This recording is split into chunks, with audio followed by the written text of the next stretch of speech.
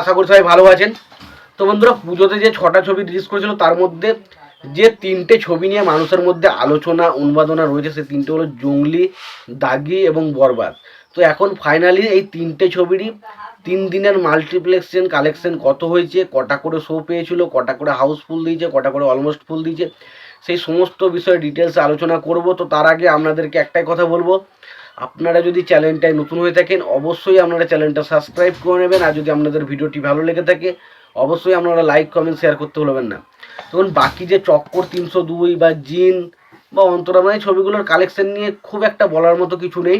তবে চক্কর 302 তার জায়গায় ঠিকঠাক গোল্ড ধরে রেখেছে, মোটামুটি কালেকশন করছে। বা জিন বা অন্তরাত্মা ছবিটা মোটামুটি কিছুদিনের মধ্যেই ওয়াশ আউট হয়ে যাবে, এটা বলা যায়।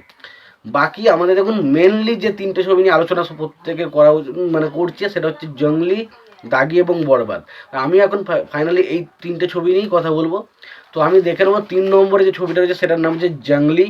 তো জঙ্গলি ছবিটা দেখুন, এই দুটো ছবির চাপে পড়ে অনেক শো কম পেয়েছি, এবং শো কম পাওয়ার কারণে ছবির যে কালেকশন কমবে এটা নিয়ে কোনো ভাবার কারণ ছিল না, এবং সেটাই হয়েছে।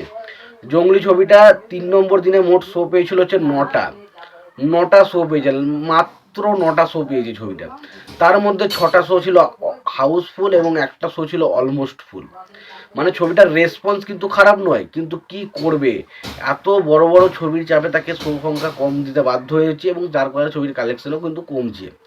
ছবির কালেকশন প্রথম দিন ছিল 4,98,000 টাকা, দ্বিতীয় দিন কালেকশন ছিল 9,20,000 টাকা, তৃতীয় দিন কালেকশন এসছে 7,99,000 টাকা, এবং টোটাল কালেকশন হচ্ছে 22,17,000 টাকা। 22,17,000 টাকা ছবিটা টোটাল 3 দিনের শেষে মাল্টিপ্লেক্সের কালেকশন এসছে, এবং এই কালেকশনটা আরও বেশি ডিজার্ভ করতো, কিন্তু যেহেতু অনেক বড় বড় ছবির সঙ্গে একসঙ্গে ক্লাসে এসেছে, তো সেই কারণে হল ভাগাভাগি হওয়ার কারণে কিন্তু ছবিটার কালেকশন কিন্তু অনেকটা কম এসেছে।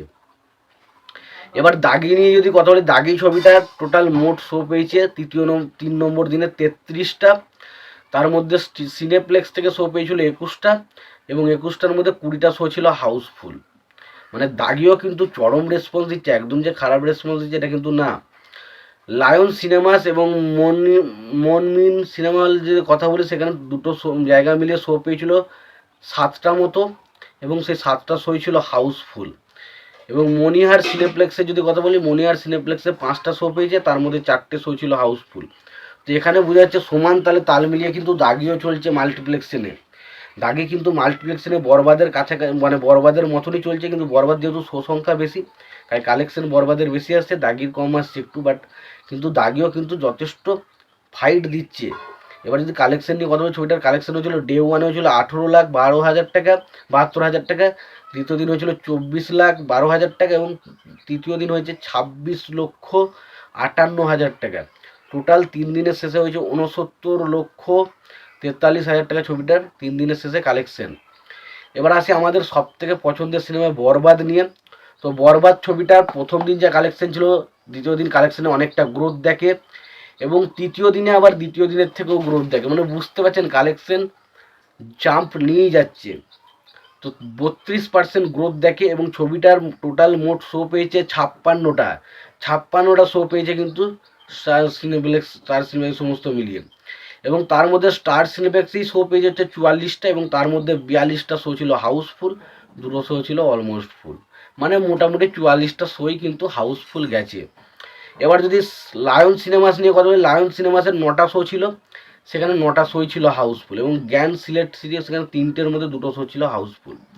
এবার যদি কালেকশনটা নিয়ে কথা বলি, দেখুন ফার্স্ট ডে কালেকশন ছিল 28,31,000 টাকা, সেকেন্ড ডেতে কালেকশন হয়েছিল 44,31,000 টাকা, এবং তৃতীয় দিন আরও কালেকশন বাড়ে 58,54,000 টাকা। 3 দিনের শেষে ছবিটা কালেকশন করেছে 1,31,00,000 টাকা, শুধুমাত্র মাল্টিপ্লেক্স চেন থেকে কালেকশন করেছে 3 দিনে। তো ছবিটা যেভাবে কালেকশন এসছে, আশা করছি বাংলাদেশের সমস্ত ছবি রেকর্ডকে ব্রেক করে দেবে। তোমাদের কি মতামত এই বিষয়টা নিয়ে অবশ্যই জানিও। ভিডিওটি ভালো লেগে থাকলে লাইক কমেন্ট শেয়ার করে দিও। চ্যানেলটা নতুন হয়ে থাকলে অবশ্যই তোমরা চ্যানেলটা সাবস্ক্রাইব করে নিয়ে পাশে বেল আইকনটা অবশ্যই প্রেস করে দিও। ভালো থেকো, সুস্থ থেকো, দেখা হচ্ছে পরবর্তীতে।